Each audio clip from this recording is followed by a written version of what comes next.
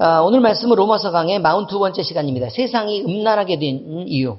하필이면요, 퀴어 축제가 열리고 있습니다. 무슨 축제라고요? 퀴어 축제. 근데 우리는 지금 로마서 강해를 이렇게 쭉 해오고 있는 거 아닙니까? 근데 그 말씀이 어쩌면 이번 주에 이렇게 딱 떨어져서 이 말씀을 할 수밖에 없게 되었는지 모를 일입니다. 여러분, 우리에게 우연히 어디가 있겠습니까? 성에 대한 바른 이해를 하고 또 그것이 하나님이 주신 복을 또 우리가 또 바르게 누릴 수 있도록 우리 자신을 준비하는 것도 우리가 해야 할 일이다라는 것을 늘 기억하시기 바랍니다. 자, 우리가 사는 세상이 있습니다. 변화가 있습니다. 그런데 그 변화가 얼마나 변화무쌍하든지 어제와 오늘이 다르고 또 10년이면 온 세상이 다 달라져서요. 주변을 알아볼 수 없다고 강산이 다 변한다고 합니다. 그런데 우리는 이 변화의 방향이 우리가 그냥 생각할 때는 문명이 발전하고 좋아지는구나. 생활이 더 나아지고 또 개인의 자유와 인권은 더 보장되어 가고 또 삶의 질은 더 나아져서 우리는 더 행복해지며 또 교육 수준도 나아져서 더 많이 배우고 또 우리가 더 많이 지식 수준에서도 더 높아지니까 이놈들이 잘 배워서 더 많이 효도하겠지. 더 사람답게 살겠지. 그리고 많은 사람들을 더 유익하게 하겠지. 그래서 사회는 더 나아지겠지라고 기대하는 것이 있다는 것입니다. 그래서 사회를 유지하는 도덕과 질서도 점점 더 바로잡혀가는 방향일 것이라고 우리는 기본적으로 낙관하고 있는 것처럼 보입니다. 그런데 여러분이 느끼기에는 어떻습니까? 경제적으로 생활이 나아지고 살만해졌습니다. 그래서 거의 모든 사람들이 지식적으로 자식들이 더 많이 배우면서 지식의 수준이 높아지고 사고의 수준도 함께 높아졌습니다. 그래서 인간관계를 이해하고 유지하는 철학과 교육 수준도 함께 나아졌습니다. 그래서 덜 먹고 또 일만 죽으라고 하지만 가난했고 조금 더 못 살았던 그 과거보다 더 많이 행복하십니까? 사회는 더 나은 질서를 갖게 되었고 인간에게 주어진 자유가 확대되어서 더 바람직한 도덕을 갖게 되었고 또 철학의 수준도 더 좋아졌으니까 인간관계, 여러분, 사람을 만나는 인간관계의 폭은 더 넓어지셨습니까? 그리고 더 사이가 좋아졌습니까?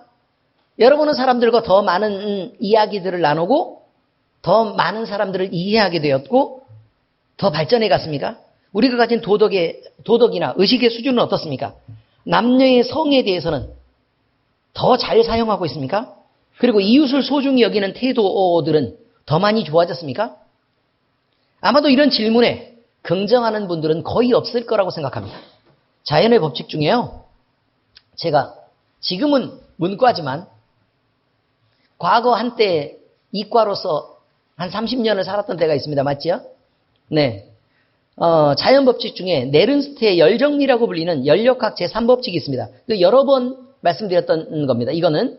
그래서 여러분들이 이 정도는 상식적으로 알 거라고 생각하고 지금 적는 겁니다. 자, 이것이 뭐냐? 엔트로피 증가의 법칙이라는 것입니다. 이것은 자연계를 가만히 두어서 자발적으로 가만히 두면 이런 거죠. 예를 들어 향수를 뿌리면요. 이 향수는 점점 모아지는 대로 가는 게 아니라 점점 어떻게 된다고요? 퍼지고 흩어지게 된다. 그래서 우리가 함부로 방구를 끼면 안 되는 이유가 그런 데 있다는 거예요. 왜냐하면 연력학 제3법칙에 따라 다른 사람들이 피해를 볼 수 있으니까. 아멘? 네, 그렇습니다. 자, 그 다음에 또 이런 게 있습니다. 예를 들어 우리가 곱게 열심히 막 블럭을 막 이렇게 쌓아놓고 이렇게 있단 말이에요. 그러면 평강이나 유준이가 그것을 가만히 두지 않는다. 연력학 제3법칙입니다. 그죠? 그것을 무너뜨리고 살짝 지나가다가 건드리는 척, 이렇게, 알죠? 무슨 말인지? 예. 그렇게 점점, 그 다음에 사람의 줄을 이렇게 세워놔도 그 줄은 점점 반듯하게 만들어지는 게 아니라 그 줄은 흩어지는 방향으로 간다라는 것이 자발적이라는 거예요. 어떻게 자발적이냐? 물이 위에서 아래로 흐르는 것처럼 예외 없이 일어나는 자발적인 반응이다라고 지금 얘기하고 있는 것입니다. 결론을 정리합니다. 이 자연 법칙은 예외가 없는 거랍니다. 그런데 사회도 마찬가지입니다. 외부의 개입과 통제가 없으면 이처럼 무질서해지는 방향으로 나아가는 것이 일반적이고 자연스러운 것입니다. 결론을 정리하면 성경에서 예언했던 대로 인간은 하나님을 떠나 죄 속으로 점점 빠져들어가서 결국 최후의 심판을 받아야 되는 죄와 혼돈의 무질서 속으로 지금도 나아가고 있는 중이다 라고 성경은 얘기하고 있습니다. 우리가 기대하는 거는요, 사회가 분명히 얘기했죠. 경제적으로 나아졌어요. 교육도 많이 받게 됐어요. 그래서 사람들의 생각도 올라가고 점점 수준도 높아졌어요. 그러니까 더 나아져가고 있다라고 얘기하는 게 우리의 기대고 세상적인 생각이라 이런 말이죠. 근데 성경은 뭐라고 얘기한다고요? 아니야. 이런 것들은 점점 무너지고 이렇게 흩어져서 사람은 죄와 어둠 속으로 점점 빠져가서 자기 마음대로 그렇게 살게 될 거야. 그러니까 결국 최후의 심판까지 가야만 이 일이 정리가 되는 거야 라고 얘기하는 게 성경입니다. 그럼 여러분에게 질문합니다. 어떻습니까? 어느 방향으로 가고 있는 것처럼 보입니까? 자, 각자의 대답이 있을 것입니다. 이제 성경 말씀의 내용을 얘기하겠습니다. 오늘 본문의 말씀을 보니까요. 본문의 말씀을 보니까 부끄러운 욕심에 내어버려 두셨다라고 얘기합니다. 그럼 그 부끄러운 욕심이라는 게 무엇이냐라는 것입니다. 성경은 인간의 본능인 욕망하는 마음을 부끄러운 것이라고 말하고 있습니다. 부끄러운 욕심. 아니 그냥 욕심을 부리는 게 뭐가 문제가 되냐 이런 거죠. 예를 들어 토마토가 이렇게 있는데 난 더 많이 먹고 싶어요. 이런 거. 밥이 이렇게 있는데 난 많이 먹고 싶어요. 욕심을 부린다고 그랬으니까 더 좋은 옷이 있는데 난 그 옷을 입고 싶어요. 돈이 있는데 난 더 많이 갖고 싶어요. 이게 욕심이잖아요. 그죠? 나는 더 잘생기고 키 크고 더 멋진 남자친구를 사귀고 싶어요. 뭐가 욕심이 되겠습니까? 그런데 이것을 부끄러운 욕심이라고 성경이 표현한 데는 뭔가 이유가 있다는 거죠. 이것을 본질적으로 이해하기 위해서는요. 한 3가지 정도의 방향에서 생각해 볼 필요가 있습니다. 우리의 사고의 영역을 얘기하는 철학적이고 이성적인 영역. 또 그 다음에 이것을 통해서 우리가 살아왔던 것에 대한 흔적, 역사적인 부분. 그리고 우리가 보는 것뿐만이 아니라 영적인 세상에 대한 이런 깊은 고찰, 이 3가지의 고찰이 필요하다는 것입니다. 먼저요. 철학적인 측면을 먼저 생각을 한번 해보면 인간은 세상과 인간의 본질과 또 변하지 않고 소중한 가치가 있는 진리를 탐구해 왔습니다. 자, 왜 진리를 탐구해 왔을까? 이것은요. 사람이 가장 원하는 것을 얻고 싶어서 사실 그런 겁니다. 예를 들어 금맥을 찾아서 돌아다니는 사람이 있습니다. 왜 금맥을 찾아 돌아다닐까요? 부자 되고 싶어서요. 네, 맞습니다. 부자 되고 싶어서 그렇습니다. 그 다음에 지나다니다가 싱글인 22살의 여자아이들은 지나다니면서 앞만 보고 다니지 않습니다. 거리를 다니면서 앞을 보고 다니는 것처럼 보이지만 지나가는 남자아이들에 대한 쭉 스캔이 이루어집니다. 직접 쳐다보지는 않습니다. 왜? 수준 떨어질까 봐. 무슨 의미인지 아시잖아요? 제가 전에 질문한 적이 있습니다.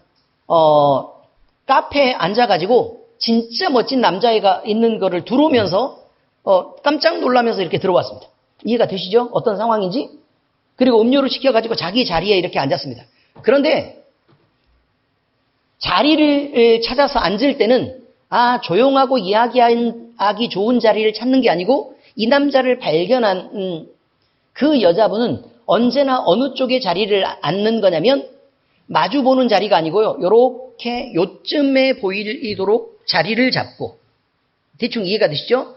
앞을 보고 이야기하지만 이 사람이 모두 다 내 그 감각으로 들어올 수 있는 그곳에 자리를 잡고 그냥 앞만 보고 이야기합니다. 그런데 여기에서 움직이는 이놈의 모습이 보여요, 안 보여요? 솔직히 얘기를 해야 돼요, 지금. 예배 시간이니까. 자, 보일까요, 안 보일까요? 보이죠? 자금 움직임 보여요, 안 보여요? 보이죠? 근데 친구랑 얘기하다가 되게 막 이렇게 심각한 얘기를 하고 있다가 갑자기 얘가 귀여운 표정을 딱 지으면 피식 웃게 돼요, 안 돼요? 무슨 신경이 여기에 있겠냐고. 얘랑 무슨 상관이 있겠어. 나는 얘한테 관심이 있는데. 왜들 그렇게 사세요? 이게 자연스러운 거라고 얘기하잖아요. 자연스러운 거. 의미를 이해하시죠? 그러니까 니즈예요. 내가 뭐가 필요한가라는 걸 생각하는 거예요. 그러니까 나에게는 지금 현재 뭐가 필요하냐면 너랑 이야기하는 것보다 난 진짜 잘생기고 괜찮은 남자친구가 필요한 거야. 라고 지금 얘기하고 있는 거예요. 의미는 이해하시겠어요? 자, 사람이 행복에 대해서 탐구를 해요. 근데 그 행복을 왜 탐구하냐면 내가 그렇게 되고 싶은 것 때문에 그냥 그렇게 한다는 것입니다. 그래서 인간은 철학을 연구했는데 그 철학이라는 게 뭐냐면 삶의 전반이라는 뜻입니다. 삶의 전반에서 우리가 생각할 수 있는 것, 이것을 뭐라고 얘기한다고요? 철학이라고 얘기해요. 그러니까 괜히 철학이라고 얘기를 하면 우리가 철학, 불편하다 이렇게 생각할지도 모르지만 여러분 모두가 갖는 아주 일반적이고 객관적이고 합리적인 그 의견을 모아놓으면 그걸 뭐라고 얘기한다고요? 철학이라고 얘기하는 거예요. 그러니까 사람들하고 얘기하다가 어떤 특별한 막 이렇게 특이한 사람이 갑자기 존재하는 거예요. 그래서 우리들이 다 공감하는 얘기를 하지 않고 밑도 끝도 없는 얘기를 하면서 자기 혼자 막 이렇게 얘기를 하고 있는 거죠. 그럼 우리가 같이 공감해줘요? 안 해줘요? 안 해주죠. 왜 공감을 안 해주냐면 말을 표현하자면 이런 거예요. 시대가 인정하는 철학의 수준에서 벗어났기 때문에 그렇다는 거예요. 자, 이제 철학이 조금 부담이 좀 덜 되세요? 그럼 지금 이제 철학 얘기를 해도 괜찮겠어요? 아까 철학 얘기를 하려고 할 때 얼굴이 너무 굳어 있어가지고 제가 불편해서 드리는 말씀이에요. 우리가 생각하는 수준에 대한 얘기를 조금 이게 끌어올리고 우리는 기본적으로 철학에 대한 이해가 있다. 자, 그러면 얘기하겠습니다. 철학이요. 행복을 추구해 왔다고요. 근데 그 행복을 추구할 때 왜 나는 여러 가지 이제 목적은 행복인데 그 수단, 행복으로 가는 여러 가지 길 중에 나는 돈이 많아야 된다고 생각해. 그렇게 우리 교회에 어떤 되게 귀여운 가족을 꾸리고 있는 그 집사님을 보니까 돈은 쓰는 게 아니고 모으는 거래요. 그렇지 않습니까, 조 집사님? 그죠? 그리고 나서 뭐 고기 먹는 사진 올리고.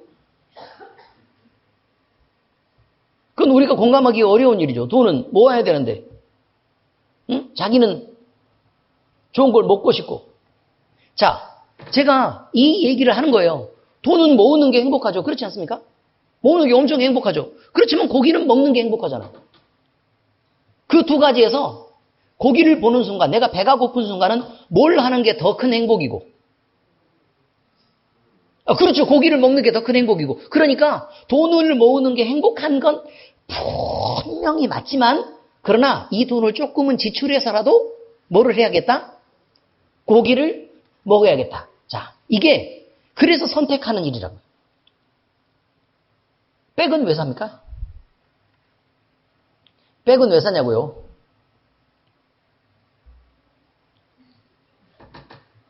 돈을 모으는 게 행복하시다면서요. 근데 물론 백 속에 돈이 들어있는 상태로 오면 선물이 오면 좋겠지만 그렇게 해주지 않으니까 이놈들이. 그래요, 안 그래요? 안 하니까 어쩔 수 없이 내 돈을 주고 사야만 하는데 그것을 허락해 주기만 해도 나는 행복하다. 라고 되기 때문에 백을 갖게 되는 것입니다. 이제 그런 의미죠. 자, 그런데 여러분 이렇게 여러 가지 행복을 찾아 돈을 벌어보기도 하고 또 밖에 나가서 캠핑을 하면서 놀아보기도 하고 친구들을 사귀고 또 같이 이렇게 지내보기도 하고 이렇게 했다는 거예요. 근데 돌아와서 봐도 이게 그때가 지나도 행복하냐는 거예요. 지나도 행복한가? 라는 부분에 대한 것을 생각할 수 있습니다. 그런데 사람들은 이제 철학이니까 지금 이 순간만 생각할 수가 없었던 거예요. 그래서 그 다음 순간을 생각하는 거죠. 그 다음 순간이 뭐냐면 이것이 지나도 그리고 또 지나고 또 지나고 또 지나고 이렇게 보면 사람이 점점 나이가 들고 늙어갈 거라는 거예요. 우리가 지금 살고 있는 것도 지나갈 거라는 거예요. 그 지나가면 결국 뭘 만나냐면 누구든지 죽음을 만나는 흥분했나요?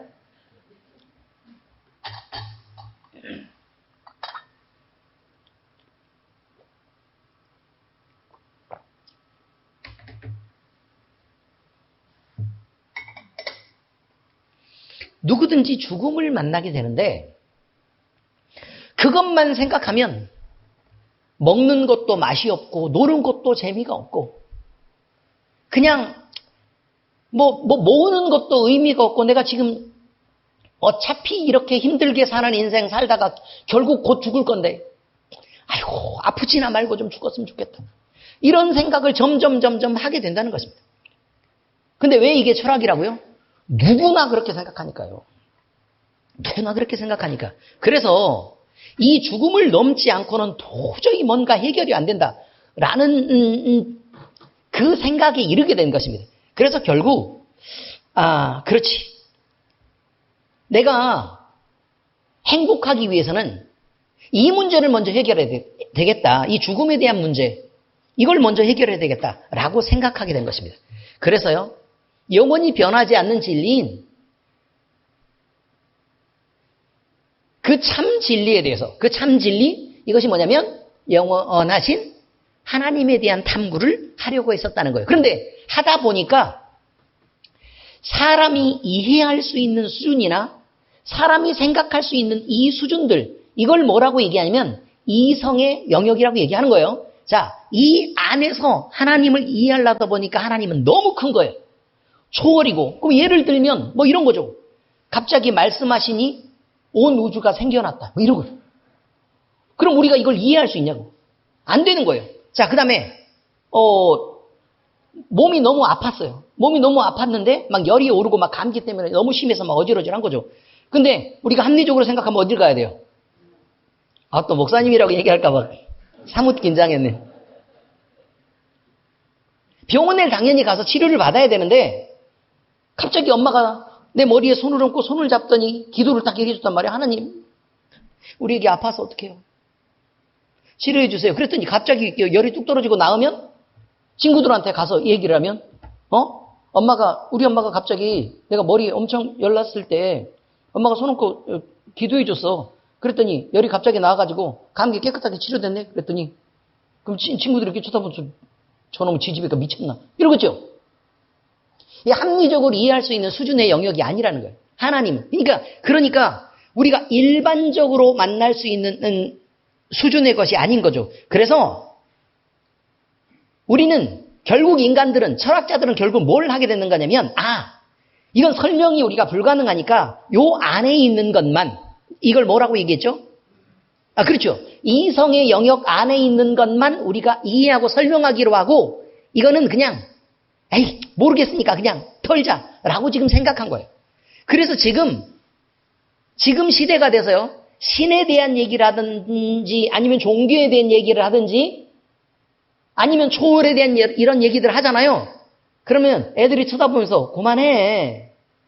난 안 믿어. 라고 얘기하는 철학의 세상이 되게 되었다라는 것입니다. 여러분, 근데 사람이 이렇게 신의 영역을 털고 나서 결국 이 문제, 결국 뭐냐면 늙어가는 문제, 죽는 문제, 이 문제, 다시 말해서 행복에 걸림돌이 되는 문제를 해결하고 싶었던 거예요. 사람과 사람 사이의 분쟁의 문제, 기분이 나쁘면 어떻게 해결해야 될까? 이런 거 있잖아요. 그죠? 그 다음에 자녀와 부모와의 관계의 문제, 그 다음에 세상에 대한 가치의 문제, 이런 것들을 해결하려고 했는데 세계 제2차 대전의 의미가 뭐냐면 철학적인 의미가 뭐냐면 사람이 가장 신뢰하고 최고의 이데올로기라고 얘기했던 사상의 정점과 그 다음에 인간 기술의 정점, 다시 말해서 과학의 정점, 이 모든 것들, 최선의 것들을 통해서 인간이 행복해질 수 있나를 테스트한 거란 말이에요. 근데 그 부분에 대한 실패를 말하죠. 다시 얘기할까요? 공산주의가 뭐냐면 사람 각자가 가지고 있는 재산들이 달라서 서로 사이가 나빠지더라는 거예요.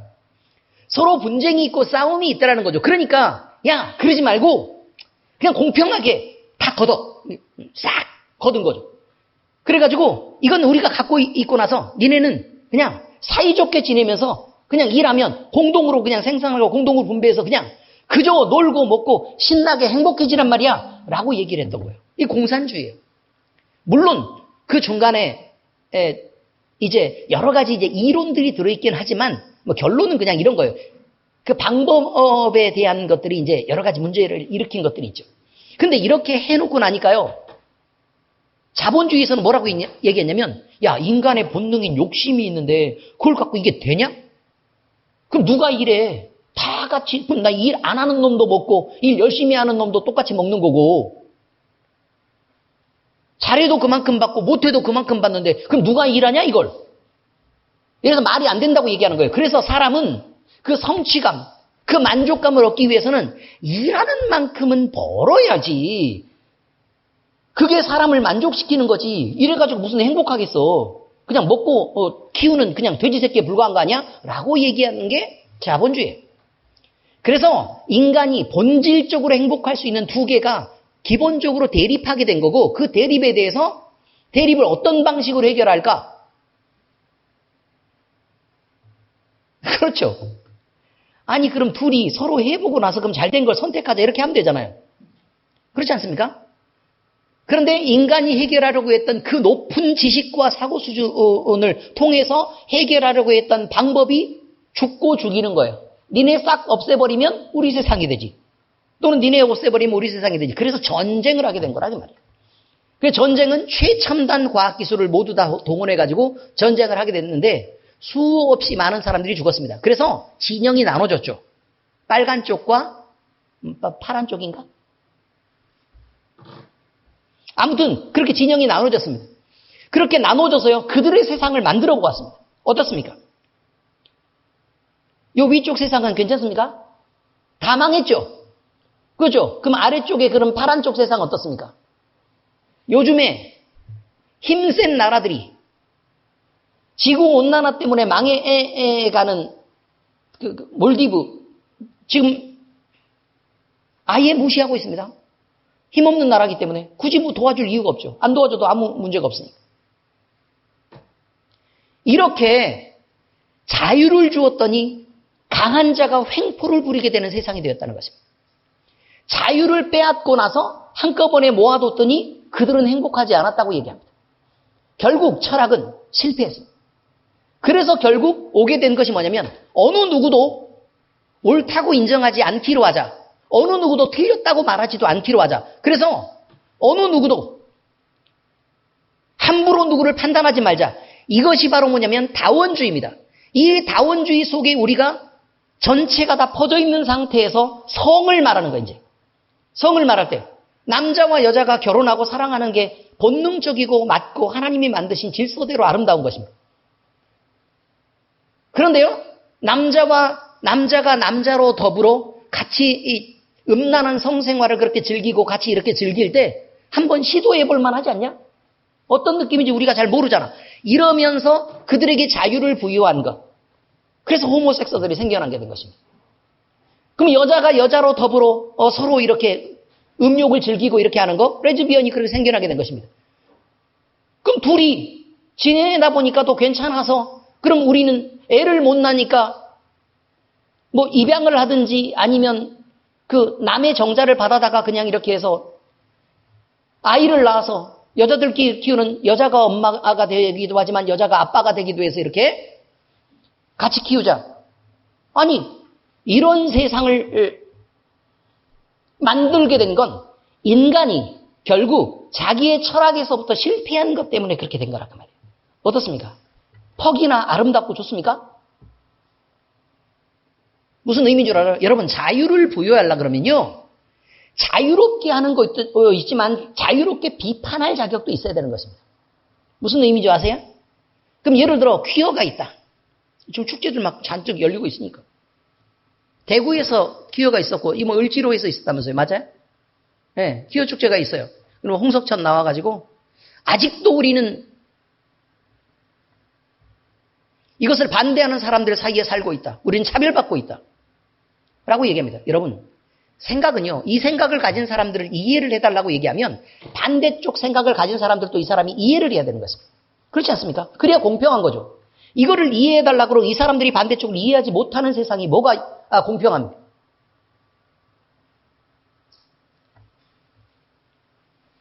인간이 가지는 철학적인 실패와 그 다음에 과학의 수준으로 해결할 수 없었던 그 행복이라는 것에 대한 부분에서 사람들은 끊임없는 실패를 반복하고 있다. 이것이 바로 뭐냐면 철학의 실패라 이런 뜻입니다.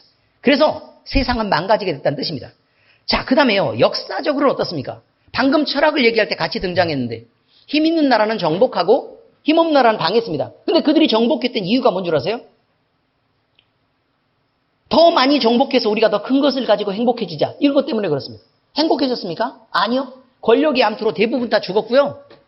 그들이 전쟁하다가 죽은 사람이 대부분이고 그리고 그들이 만든 나라들도 행복하지 않았습니다. 진시황이 얼마나 많은 땅을 정복했습니까? 중국 대륙을 통일했습니다. 그리고 나서요, 자기 혼자 진나라 했고 자기 아들에게 나라를 물려주지 못하고 죽은 것이 진시황입니다. 제일 그렇게 유명하지만, 그렇지만 진시황이 왜 그렇게 유명합니까? 왜 이렇게 유명하죠? 많은 재산을 가졌으니까요. 많은 권력을 가졌으니까 사람들이 흠모할 만한. 이스라엘 민족도 마찬가지입니다. 다윗의 시대가 있고 솔로몬의 시대가 있죠. 통일 왕국으로 인정받은 건 그 두 왕뿐입니다. 근데 왜 그렇게 대단하게 인정을 받는 것처럼 보이죠? 지혜와 돈에서, 그 다음에 권력에서 어마어마한 풍요를 누렸기 때문에 그렇습니다. 우리가 흠모할 만하기 때문에 그렇다고요.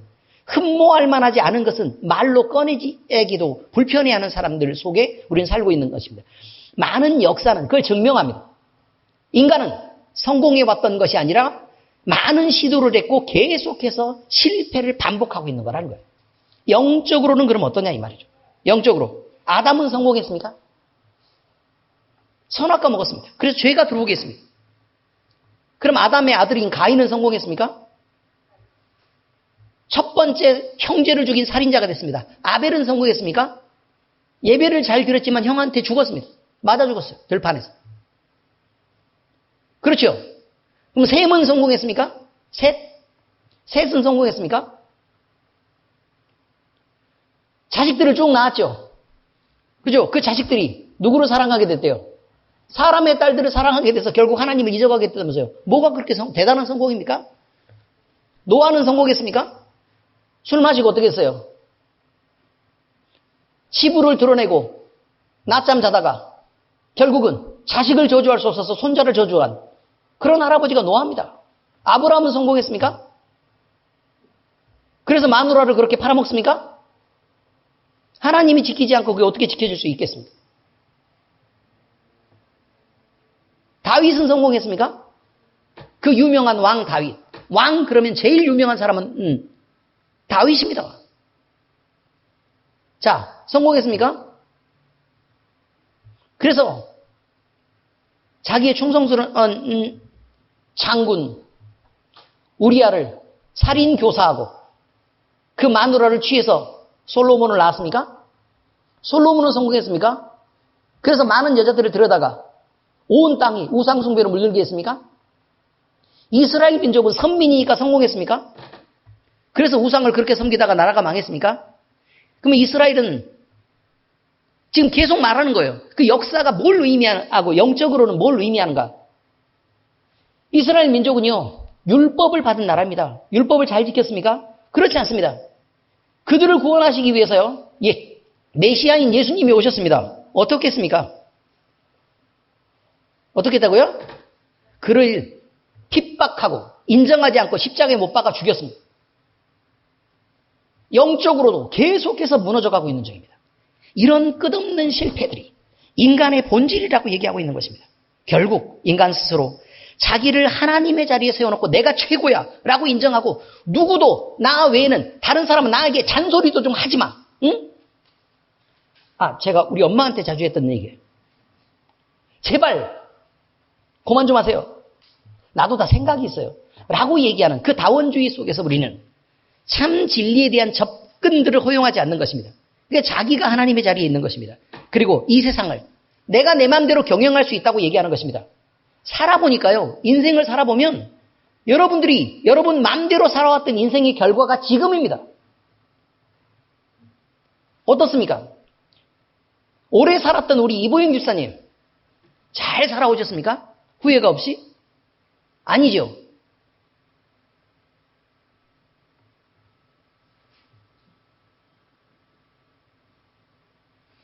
이것을 인정하는 것이 그렇게 어렵다는 것입니다. 자기 자신을 믿고 자기 자신의 본능을 따르는 인간은 치욕적이고 변태적인 욕정을 벗어나지 못하고 자신의 실력이 형편없음을 스스로 증명해버린 꼴이 되었다는 것입니다. 그리고 수치를 당하게 되고 그래서 그 부끄러움을 자초하게 되었다는 것입니다. 자, 두 번째, 음욕이 불붙는 세상. 이것입니다. 절대 진리인 하나님을 무시해버린 인간은 이제 행복해질 수 있는 방법을 도저히 찾을 수 없어서 절망하게 됩니다. 인간에게 남은 것은 이제 하나님을 무시하고 나니까 이제 그 이상의 세상도 없는 거예요. 영생도 뭔지를 모르겠고 천국도 뭔지 모르겠고 그저 하나님이 개입하시는 기적과 회복도 뭔지를 모르겠는 거예요. 그러니까 지금 남아있는 거 뭐밖에 없는 거냐면 그저 나밖에 없는 거예요. 근데 내 영혼이나 정신의 세계가 아니고 그런 거는 막 복잡하고 정말 싫으다 이렇게 된 거죠. 누구도 나를 좀 제발 생각하게 좀 하지 말라는 거예요. 그리고 나서 뭘 판단하는 거냐면 내게 남아있는 것은 육체뿐이라는 것입니다. 육체뿐이에요. 그러면 남아있는 내 육체를 위로할 방법을 찾을 수밖에 없는 거예요. 돈이 너무 없는 사람은 누가 나한테 돈 좀 로또 같은 거 한 장 조용히 이렇게 가다가 흘렸는데 주워 가지고 이렇게 그 주에 봤더니 로또가 당첨됐다. 내 돈 주고 산 것도 아닌데 이런 걸 꿈꾼다는 것입니다.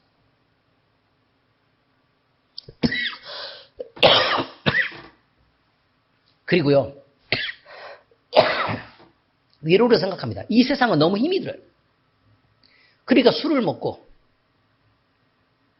마약을 빨고 이렇게 하는 것입니다. 그리고 육체적으로 어떻습니까? 세상 음란한 쪽으로 다 버려두고 말초적인 위로를 또 그 즐거움을 찾는 대로 사람들은 올인합니다. 그래서요. 타락한 인간이 부끄러운 정욕에 버려졌을 때 그래서 정상적인 성을 떠나서 동성애를 하고 집단 성행위들을 하고 이렇게 비정상적인 성관계에 매달리는 자들이 등장하게 되는데 또 그런 자들은 자기들끼리 서로 옳다고 인정하면서 그런 것들을 점점 이렇게 해나갑니다. 결혼할 때요. 당신은 이 여자를 평생 동안 사랑하고 신뢰를 지키면서 기쁠 때나 즐거울 때나 최선을 다하고 위로하고 아끼고 그렇게 살아가기로 그렇게 생각하십니까? 그랬더니 소리도 크게 냐! 그랬던 놈이 밖으로 나가서 술 먹고 딴 여자들을 사귀고 다니고 음란한 마사지나 받고 다니고 이러는데 부끄러움을 못 느낀다는 것입니다. 여자들도 마찬가지입니다. 남편이 버젓이 있는데 남자친구를 사귀고 그리고 남편 출근했을 때 홈플러스에다가 주차 안 놓고 밖으로 막 이렇게 남자친구랑 같이 놀러 다니면서 음탕한 생활을 즐기는 걸 부끄러워하지 않는 세상이 이미 되었습니다. 여러분. 아닙니까? 여러분 주변에 그런 사람 많습니까? 적습니까? 그냥 많아요? 대단히 많아요? 안 하면 이상할 만큼 안 하는 내가 병신인가? 라고 느낄 만큼 세상이 그 정도로 더러워졌다. 이런 얘기입니다. 여러분, 인간이 이처럼 행복을 찾아서요. 매달린 것, 그것이요. 한 가지 거기 있습니다. 초대교회 시대요. 이교조적인 성문화가 얼마나 타락했는지 보여주는 예가 있습니다. 그 당시 어떤 여인은요. 5년 동안 결혼했다 헤어지고 결혼했다 헤어지고 결혼했다 헤어지고 이러면서 나를 더 즐겁게 해줄 수 있는 놈이 어디 없나. 그래서 조금만 덜 즐겁고 덜 만족스러우면 버려버리고 그 만족이 뭔지는 잘 모르겠지만 어쨌든 그렇단 말이에요. 육체 속에서 막 음란한 것들을 엄청 즐기고 그러는데 5년 동안 기록이 남아있어요. 기록이. 5년 동안 남편을 8번이나 바꿨는데 아직도 나는 내 육체를 더 만족시킬 놈을 찾질 못했어 라고 얘기하면서 불평하는 그 내용이 있습니다. 그리고요. 유명한 사람도 있습니다. 글라우디오 황제의 아내였던 아그리빠 황후가 있는데요. 아그리빠가 황후인데도 자기가 이제 누릴 수 있는 게 너무너무 많지 않습니까? 근데 성적으로는 만족을 못한 거예요. 그래서 밤이면 모르게 빠져나가서 매춘부들이 있는 매운 굴로 들어갔습니다. 그래서 그가 그 여자가 아그리빠 황후 스스로 매춘부가 된 것입니다. 그래서 밤새 이 남자 저 남자가 함부로 자기를 탐닉하게 만듭니다. 그리고요 새벽에 얼른 들어옵니다. 그래서 황후로 살아. 낮에. 밤이면 또 나가서 누구인지도 모르는 놈들과 그렇게 어울려가지고 그렇게 매춘부 노릇을 했다는 기록이 있습니다. 여러분.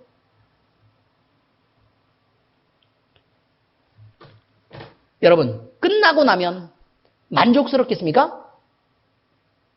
그래서 그렇게 찾아서 헤매는 것입니까? 갈라디아서 5장 19절에서 21절 중간까지 읽겠습니다. 시작. 육체의 일은 분명하니 곧 음행과 더러운 것과 호색과 우상숭배와 주술과 원수 맺는 것과 분쟁과 시기와 분냄과 당짓는 것과 분열함과 이단과 투기와 술취함과 방탕함과 또 그와 같은 것들이라. 그러니까 방탕함까지 끝나는 게 아니고 그 비슷비슷한 여러 가지가 많다. 이런 거죠. 육체의 일은 그저 이것뿐입니다. 여러분 여기서 하나만 골라보세요.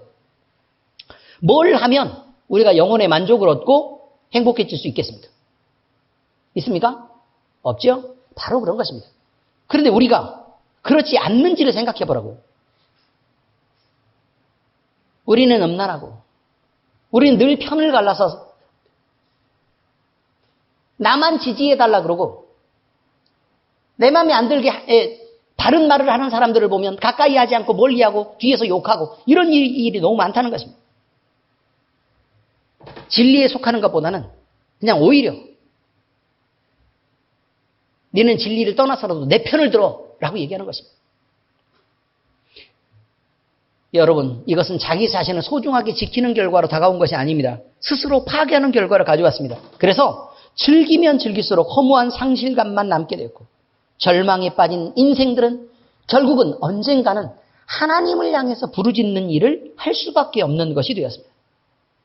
여러분 이게 영적인 갈급함이라는 것입니다. 많이 먹으면 행복합니까? 다이어트 해야 됩니다, 여러분. 그리고 많이 먹으면 비만에 걸립니다. 지방간 생기고요. 그냥 그렇습니다. 또 있습니다. 돈을 많이 쓰면 행복합니까? 쓰고 난 이유도 생각해 봐야죠. 남으면 알거지가 되어 있습니다. 그럼 행복합니까? 그렇지 않습니다.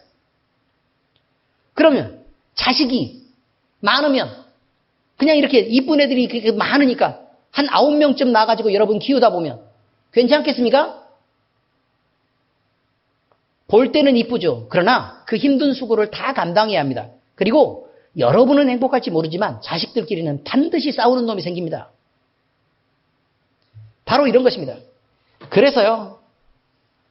아무리 행복한 일이라도 사람이 선택한 일에는 결국 불행이 남고 그 끝이 아름답지 않습니다. 이것이 육체로 사는 인간의 세상입니다. 그럼에도 불구하고 인간은 이 상아리만치 욕망을 포기하지 않습니다. 그것은 바로 이것이요. 곧 죽고 없어질 내가 너무 불쌍하고 또 안쓰럽기 때문에 그렇습니다. 어떻게라도 나를 위로해야 돼서 좋은 백이라도 하나 사줘야 돼. 좋은 옷이라도 한번 우악이라도 하나 이렇게 입어야 돼. 그 다음에 그렇게 늙어가는데 막 얼굴을 그렇게 쳐발라가지고 내가 봐도 내 얼굴이 나같지 않을 정도로 화장을 열심히 잘하고 여러분 머리를 예쁘게 만들면 웬만한 사람들은 그냥 머리를 한 그 사람이라고 봅니다. 그냥 나만 볼 때 오늘 머리가 되게 예쁘게 됐네. 그렇지만 사람들이 볼 때는 그냥 머리한 그 사람인 거예요. 머리한 김창식 씨, 머리 짧은 김창식 씨, 머리가 긴 김창식 씨인 거예요. 무슨 뜻인지 아시겠어요? 좋은 옷을 사 입고 강남을 나가보시라고. 그러면 나는 되게 조심스럽죠. 엄청 비싸고 좋은 옷을 사 입었으니까 조심스럽게 가고 있는데 남들은요. 저렇게 어색한 발걸음을 걷는 저 부자연스러운 애는 뭐야? 라고 하고 지나가. 그런 거라고요. 결국 그렇습니다. 내가 너무 안쓰럽고 불쌍한 사람들은 나를 위로할 수밖에 없고 그래서 놀 기회, 즐길 기회도 살아있는 지금밖에 없다고 생각하기 때문에 내가 지금 내 가정이 소중하긴 하지만 내 가정을 깨더라도 나는 남자로서 살아있기를 바래.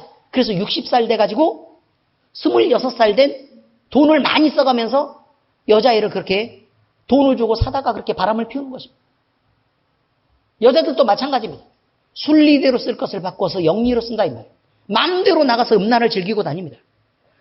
돈이 없어서 늙으면 고생할 것이 뻔한 줄 알면서도 지금 현재 돈을 쓰지 않으면 견딜 수 없는 것이 사람입니다.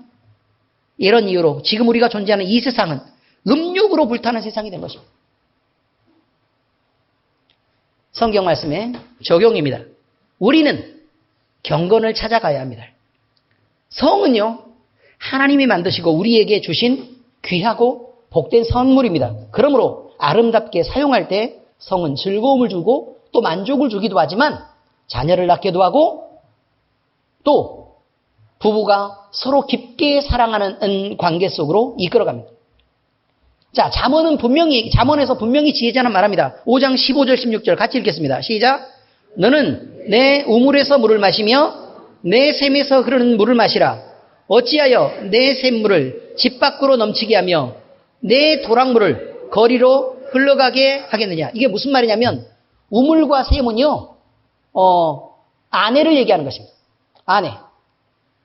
근데 내 아내를 만족시키지 않고 네가 밖으로 자꾸 돌면 네 아내는 성을 만족하지 못해서 결국 밖으로 나가서 바람을 피울 수밖에 없지 않냐라는 말을 하고 있는 것입니다.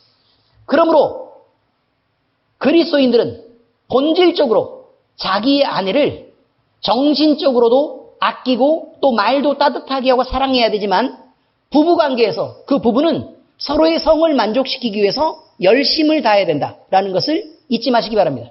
이것이 건강하게 주어진 성입니다. 이게 지금 어린 친구들도 이렇게 가르쳐야 된다 이 말이에요. 최선을 다해야 된다 이렇게. 자, 그래서요 간음은 하나님이 가장 싫어하는 범죄입니다. 히브리서 13장 4절 읽겠습니다. 시작. 모든 사람은 결혼을 귀히 여기고 침소를 더럽히지 않게 하라. 음행하는 자들과 간음하는 자들을 하나님이 심판하시느니라. 자, 왜 간음을 심판할까요? 남편을 두고 아내가 밖으로 돌면서 딴 남자랑 잠자고 다니고 성을 즐기고 다니면 왜 그것이 비난받아야 될 거냐 이 말이에요. 우리는 왜 이렇게 분노를 느끼냐는 거예요. 왜 이렇게 분노를 느낄까? 분노 느껴요 안 느껴요? 느끼잖아요. 근데 왜 이렇게 분노를 느낄까? 이것은요 하나님이 우리 마음속에 그것을 심어두신 것입니다. 자, 교회는요 예수 그리스도의 거룩한 신부라고 말합니다. 그럼 예수님은 신랑 되신 예수께서 찬양 많이 들으셨죠? 신랑 되신 예수께서 다시 오실 때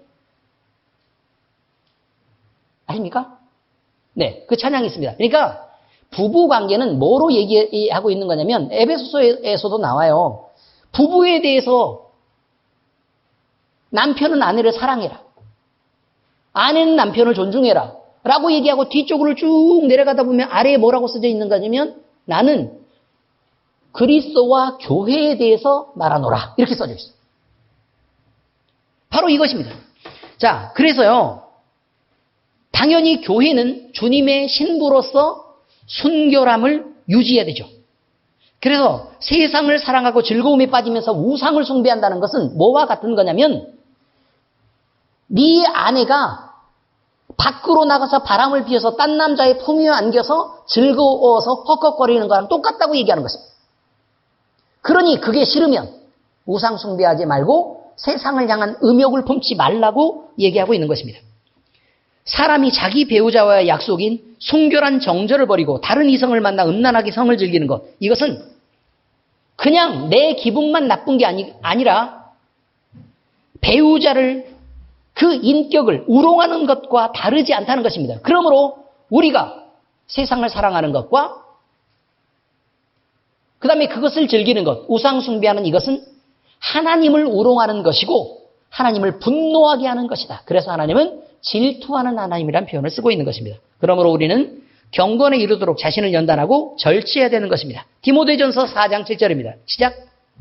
망령되고 허탄한 신화를 버리고 경건에 이르도록 내 자신을 연단하라고 말합니다. 이것은 말뿐인 허상이 아니며 허울 좋은 회칠한 무덤을 짓는 일도 아닙니다. 이건 구체적인 헌신이 있어야 하고 또 내가 노력해야 될 땀의 부분이 있다는 것을 잊지 마시기 바랍니다. 빌립보서 4장 8절입니다. 시작. 끝으로 형제들아 무엇에든지 참되며 무엇에든지 경건하며 무엇에든지 옳으며 무엇에든지 정결하며 무엇에든지 사랑받을 만하며 무엇에든지 칭찬받을 만하며 무슨 덕이 있든지 무슨 기림이 있든지 이것들을 생각하라 라고 얘기하고 있습니다. 우리 모두 우리 자신을 음란한 세상 풍조를 따르는 데서 멀리해서 하나님이 기뻐하시는 경건에 이르고 또 거룩한 신부로서 잘 준비가 될 수 있도록 최선의 노력을 다할 수 있기를 거룩한 교회의 머리 되신 우리 주 예수 그리스도의 이름으로 축원합니다. 우리 주님의 은혜가 온 교회에 넘치고 우리 무리와 함께 하시기를 빕니다. 기도하겠습니다. 하나님 아버지, 세상은 점점 부패하고 음란하고 망해가는 쪽으로 그렇게 흘러가고 있습니다. 우리의 정신은 피폐해져 가고 또 우리의 육체는 세상에 망할 것들에 동조하며 그렇게 버려지고 있습니다. 이 음란한 세상에서 아버지 하나님, 우리가 지켜야 될 것은 우리 주님인 것을 알고 우리는 우리 자신이 본질적으로 행복해질 수 있는 하나님을 찾고 또 영원한 생명을 받은 자로서 하나님 앞에 바르고 아름다운 삶을 살아갈 수 있도록 주께서 우리를 인도해 주시옵소서. 우리 모두 주님을 만나서 사랑하시는 주님과 참 만족이 되고 또 즐겁고 풍요로운 생활을 누릴 수 있도록 하나님이 우리를 이끄시고 인도하시고 각양 좋은 것으로 은혜를 베푸시옵소서. 살아계신 우리 주 예수 그리스도의 이름으로 감사하며 기도합니다. 아멘.